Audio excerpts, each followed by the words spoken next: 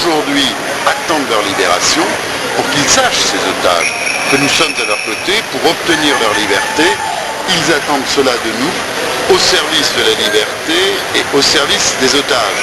Donc c'est bien que Paris maintienne, amplifie son engagement de manière à ce que nous soyons avec le peuple dans cette épreuve et surtout pour l'espérance de la liberté de tous ceux qui en sont privés encore. Et je pense qu'ils attendent de nous, au nom de notre idéal de liberté, au nom aussi de la solidarité, que nous restions mobilisés, que nous restions à leur côté. Et donc, je pense que ça ne se discute pas. Moi, j'ai suivi ce sujet qui s'est contrôlé par rapport à la campagne électorale, par rapport à la position de la France, déjà, par rapport à l'Irak. Il a envoyé, soi-disant, un ministre des Affaires étrangères qui a fait l'effet d'une bombe. Il a proposé à Nour el-Maliki de démissionner. C'est-à-dire parce que les Américains, ils veulent que Nour el-Maliki démissionne. Vous voyez? Donc Sarkozy a fait la politique depuis qu'il est revenu des États-Unis de ses vacances. Il a fait la politique de Bush, déjà primo sur l'Irak. Ce qu'il a dit, ça a fait l'effet d'une bombe. Et là, ils ont demandé des excuses à la France. Officiellement et publiquement. l'Irak. Deuxièmement, il s'est attaqué à l'Iran. Et que l'Iran, c'était un grand partenaire de la France, commercialement. Comme l'Iran ne s'entend très mal avec les États-Unis, il a dit le plus grand danger de la planète, c'est l'Iran. Là, voilà la faute de Sarkozy, c'est-à-dire il fait la politique de Bush. Troisièmement, il a été fermement contre la Turquie. Et comme la Turquie, c'est un allié des États-Unis. Est-ce que j'ai raison ou pas? Depuis qu'il est revenu de chez Bush, il a changé toutes ses positions. Avant, dès que tu lui parles de la Turquie, ça y est, il ne peut plus parler. Vous voyez? Il a dit, il n'est pas question de souder de ce pays. Et là, Bush a changé. Il a changé complètement. Il a changé sur l'Irak, il a changé sur l'Iran. Et l'Iran, c'est un grand partenaire pour la France. La France, elle échange milliards par an de dollars. Vous imaginez où ce qu'il m'avait pour la France? Et j'en ai à genoux. Et ce qu'il m'a fait Sarkozy, il a dit, hein, il faut que maintenant qu'on intègre la Chine dans le... Il faut qu'on lui montre le chemin des grandes relations. Mais putain, tu vas montrer le chemin des grandes relations de la Chine. La Chine, elle domine le monde. Mais si la Chine n'est pas si c'est elle qui a prêté l'argent à la France. C'est vraiment, c'est Machiavel. C'est Machiavel. D'ailleurs, elle s'appelle Nicolas.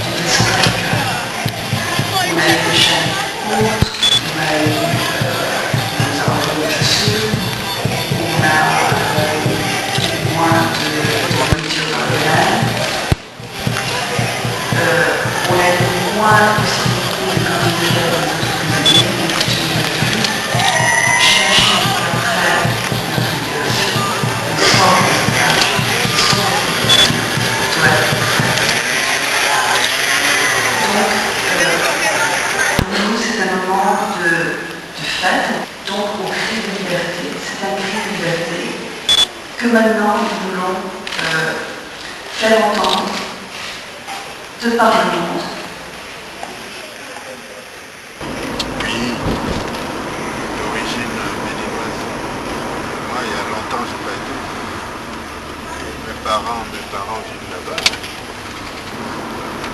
Maintenant, oui, maintenant c'est tranquille. Politiquement, économiquement, ça c'est la merde. Politiquement, maintenant c'est tranquille. Avant c'était un peu le bordel. Depuis 10 ans, c'est tranquille politiquement. Depuis 10 ans, ça va. Régime présidentiel, l'Assemblée et tout, élu démocratiquement au suffrage universel. Président qui est élu démocratiquement. Depuis 10 ans, c'est élection présidentielle tous les 5 ans. Pour ça, je vous dis, depuis 10 ans, c'est calme. Depuis 10 ans, c'est 2 fois 5 maximum.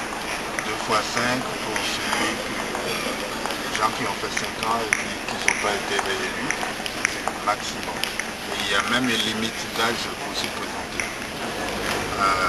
70 ans. Limite d'âge 70 ans. C'est le seul pays en Afrique qui a cette constitution-là, c'est le Bénin. C'est-à-dire si vous avez 75 ans, vous ne pouvez pas vous présenter aux élections. Parce qu'il y en a marre des vieux.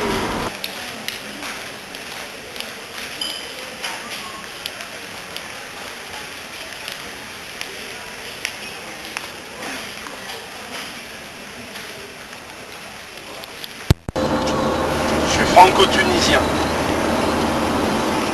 Oui, je suis né en France. Oui. Comme touriste, je connais la Tunisie. Il fait beau toute l'année en Tunisie. Mais c'est un peu dur. Mais les gens vivent quand même. La qualité de vie, elle est meilleure quand même. Du sud de Djerba. C'est une île au large de la Tunisie, entre la Tunisie et la Libye. Comme Madère, c'est une île. Djerba, c'est pareil.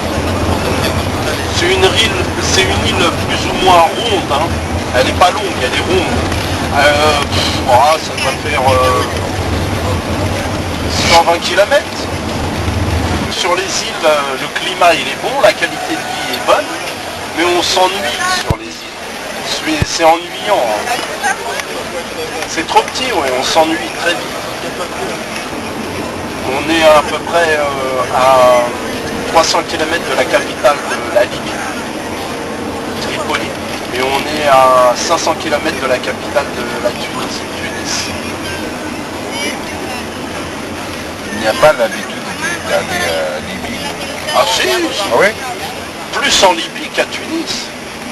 Parce qu'en Libye, les affaires sont bonnes. Tout le business en Libye, c'est bon. Ah, c'est un très très grand pays, la Libye. Et la population n'est pas nombreuse. La Libye, tout est subventionné en Libye. Tout.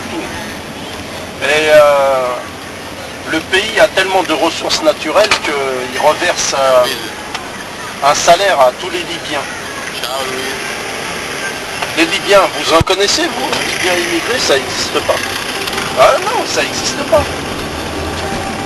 Je suis tombé une fois sur des Libyens dans le taxi, une seule fois. 2 fois, pardon.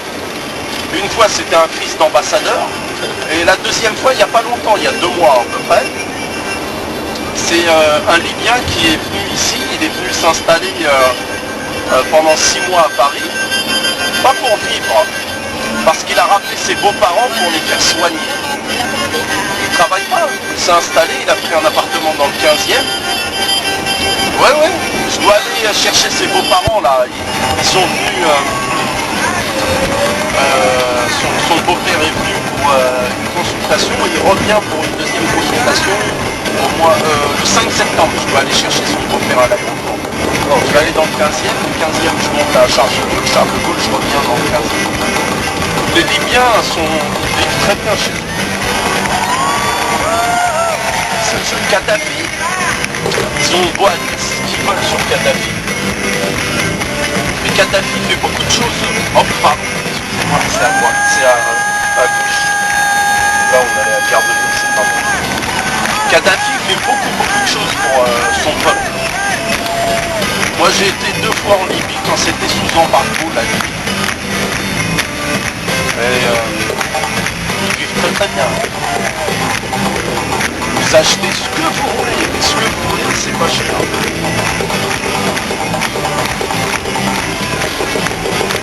Et après, pour dire la vie sociale, ça se passe bien. Très très bien. Leur problème, la limite, c'est qu'ils ont de l'argent, et à cause de l'embargo, ils n'ont pas les structures adéquates. Tout ce qui est les nouvelles technologies, par exemple, comme dans les hôpitaux, dans les usines, les nouvelles, tous les moyens modernes pour de l'argent, ils en ont. Mais il leur manque. Pour ça, dans 5-10 ans, la Libye, vous allez voir, ça va être le top. La Libye. Ah, ils ont des ressources naturelles hallucinantes et le peuple n'est pas... la superficie du pays est très grande, c'est un peu comme le Canada. Sauf que par rapport au Canada, c'est que eux, ils sont assis sur des puits de pétrole, ils ne sont pas beaucoup. Ah oui, ça pour faire beaucoup. Vous allez voir, je vous dis, dans 10 ans maximum, beaucoup d'Européens, ils vont aller travailler en Libye. Tout ce qui est les chirurgiens, les médecins, les architectes, il leur manque, en fait ils ont de l'argent, mais ils n'ont pas de la main d'œuvre, ils n'ont pas en fait des gens qualifiés. C'est l'embargo qui les a tués.